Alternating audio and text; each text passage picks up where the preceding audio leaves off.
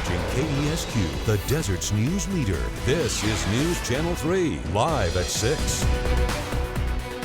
Our investigation continues tonight into a video sent to News Channel 3 by viewers of an arrest in Desert Hot Springs. That video now gaining attention online and sparking controversy.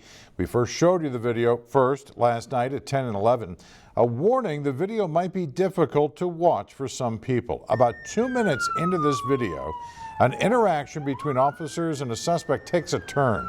As we reported, Deputy Chief Stephen Shaw says the suspect physically resisted arrest and a brief struggle took place, seen right here. Tonight, we are continuing to hold officials accountable on this, digging deeper into use of force standards. News Channel 3's Jennifer Franco live in studio right now. Jen, you've been speaking with the woman who took that video, and also you've been in communication with Desert Hot Springs Police. What have you learned about this? Hi, John. Well, we are learning more about the charges filed against the man arrested in that video. Clarence Robinson is charged with 2 felonies. He has pleaded not guilty, unlawful use of force and violence and inflicting injury on a peace officer, and attempting by means of threats and violence to deter and prevent an officer from performing their duty. Robinson is also charged with a misdemeanor for unlawfully and maliciously disturbing another person by loud and unreasonable noise. He's also had prior criminal offenses. Now, this afternoon, I spoke to the woman who recorded the arrest Wednesday as it was happening. She tells me that she has concerns about whether police handled the situation appropriately.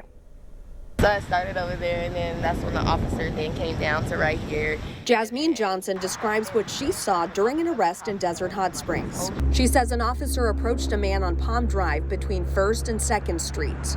The two are seen talking, and then the officer pulls out his taser.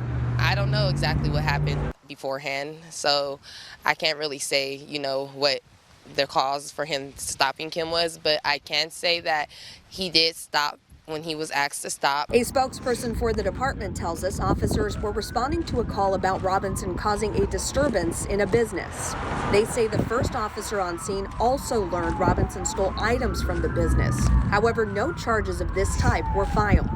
Deputy Chief Stephen Shaw tells us when Robinson failed to comply, other officers were called to the scene, attempting to take Robinson into custody.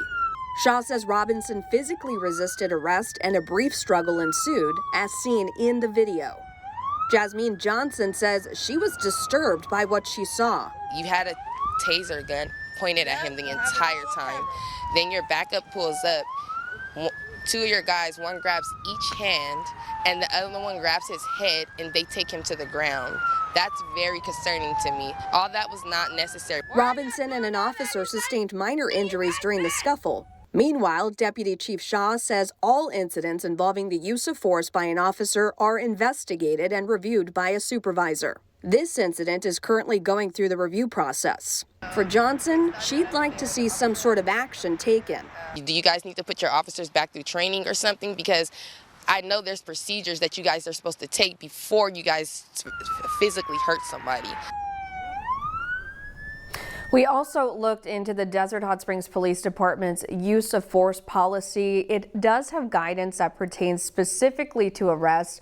It states that any peace officer may use objectively reasonable force to effect an arrest, to prevent escape, or to overcome resistance. It then lists multiple factors used to determine the reasonableness of force. Now, that includes the apparent immediacy and severity of the threat to officers and others, the conduct of the individual being confronted as reasonably perceived by the officer at the time, the conduct of the involved officer leading up to the use of force, and the proximity of weapons or dangerous devices, among other factors. We've also requested the police body camera footage from the department.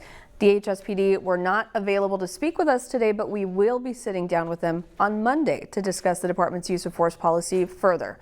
Reporting live in studio, I'm Jennifer Franco.